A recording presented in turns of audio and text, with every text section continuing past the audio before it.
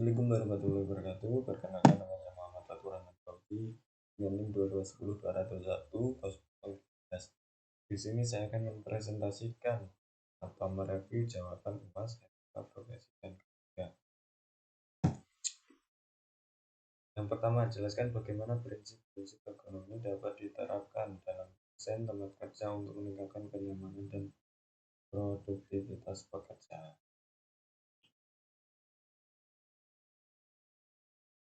Yang pertama, ekonomi adalah studi tentang interaksi antara manusia dan elemen dari setiap kerja mereka, dengan tujuan untuk mengoptimalkan kesehatan, kenyamanan, dan efisiensi dalam lingkungan kerja. Prinsip-prinsipnya yaitu meliputi satu antropometri, postur, gerakan, beban kerja, pencahayaan, kontrol lingkungan, dan terakhir adalah desain antarmuka.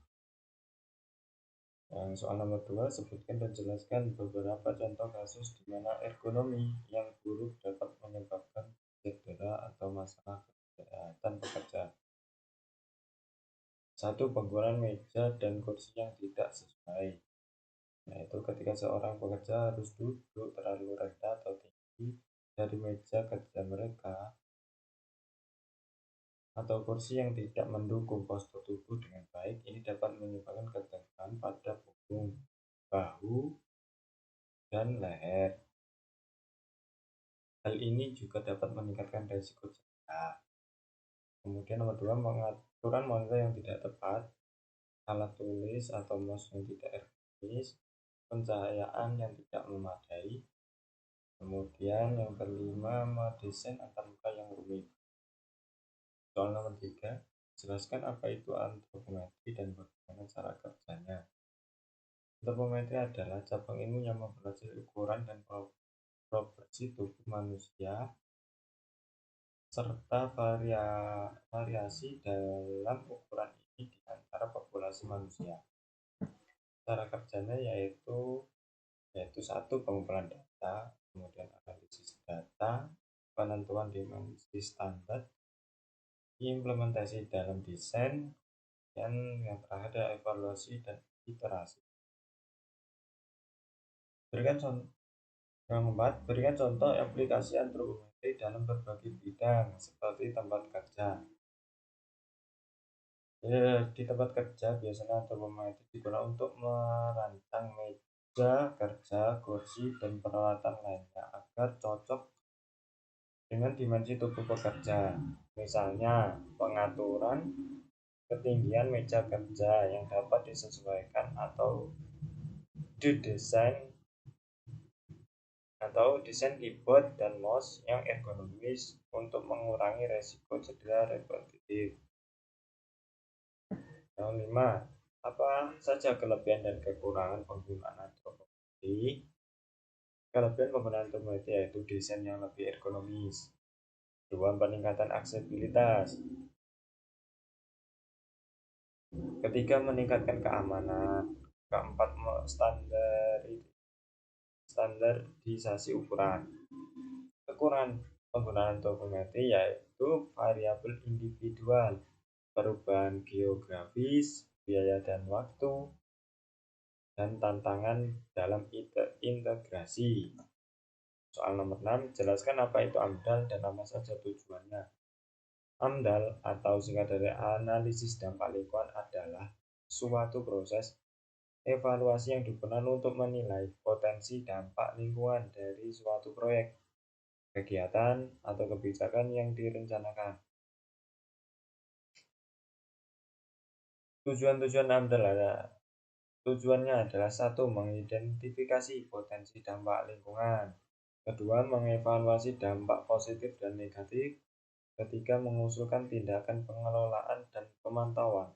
4. Memastikan ketertiban publik. 5. Menjamin kepatuhan terhadap regulasi. Soal nomor 7, sebutkan dan jelaskan tahapan-tahapan dalam penyusunan AMDAL. Tahapan-tahapan dalam penyusunan AMDAL yang pertama yaitu identifikasi masalah lingkungan. Kemudian kedua, pengumpulan data dan analisis dampak. Ketiga, penentuan alternatif. Keempat, evaluasi dampak. Kelima, penyusunan rencana pengelolaan dampak. Keenam, pemantauan dan evaluasi. Soal nomor 8. Apa saja faktor-faktor yang perlu dipertimbangkan dalam penyusunan AMDAL? Faktor dalam penyusunan AMDAL yang pertama yaitu cakupan yang komprehensif. Kedua, keterlibatan pihak terkait. Ketiga, metodologi analisis yang tepat. Keempat, pengumpulan data yang akurat. Kelima, analisis dampak yang komprehensif. Keenam, pengelolaan risiko dan mitigasi. Ketujuh, kesesuaian dengan regulasi.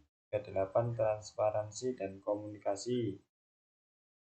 9. Sebutkan dan jelaskan beberapa jenis APD yang umum digunakan di berbagai industri. Yaitu 1. Pelindung mata. Pelindung mata digunakan untuk melindungi mata dari percikan bahan kimia, debu, serpihan, atau bahaya fisik lainnya. Kedua, pelindung telinga. Pelindung telinga digunakan untuk mengurangi paparan terhadap kebisingan yang dapat menyebabkan kerusakan pendengaran. Ketiga, pelindung pernapasan atau respirator. Pelindung pernapasan digunakan untuk melindungi pengguna dari inhalasi partikel debu, gas, uap kimia, dan kontaminasi udara lainnya. Keempat, sarung tangan pelindung. Sarung tangan pelindung digunakan untuk melindungi tangan dari zat kimia, bahan tajam, panas, atau dingin ekstrim. Kelima, pelindung kepala atau safety helmet. Pelindung kepala dirancang untuk melindungi kepala dari benda jatuh, tumbukan, atau hantaman lainnya. Keenam, rompi safety digunakan untuk rompi pelindung dirancang untuk meningkatkan visibilitas pengguna di tempat kerja, khususnya di area yang berpotensi berbahaya kendaraan atau mesin bergerak. 27. Sepatu pelindung atau safety shoes. Sepatu pelindung dilengkapi dengan fitur keamanan seperti pelindung tajam atau plastik di ujungnya untuk melindungi kaki dari jatuhnya benda berat atau tajam. 10. Bagaimana cara mengukur kualitas standar APD? Berikut adalah beberapa langkah umum yang dapat digunakan untuk mengukur kualitas standar APD. Yang pertama yaitu kepatuhan terhadap standar dan regulasi. Yaitu pastikan bahwa APD tersebut memenuhi atau melebihi standar yang ditetapkan oleh lembaga standarisasi nasional. Kedua, uji kinerja. Ketiga, material dan konstruksi. Tinjau bahan dan konstruksi APD untuk memastikan bahwa mereka dibuat dari material yang kuat, tahan lama, dan mampu menanggung beban atau tekanan yang mungkin terjadi di lingkungan kerja. Yang keempat, kenyamanan dan kegunaan. Ketujuh, uji keselamatan. Keenam, uji ekonomis. Ketujuh, pemantauan dan evaluasi penggunaan. 8. Sertifikasi dan akreditasi. Periksa apakah APD telah disertifikasi oleh otoritas yang relevan dan telah mendapatkan akreditasi dari lembaga penilai kualitas atau laboratorium pengujian yang terkemuka. Terima kasih, semoga penjelasan jawaban dari soal tadi bermanfaat. Bila itu, wassalamualaikum warahmatullahi wabarakatuh.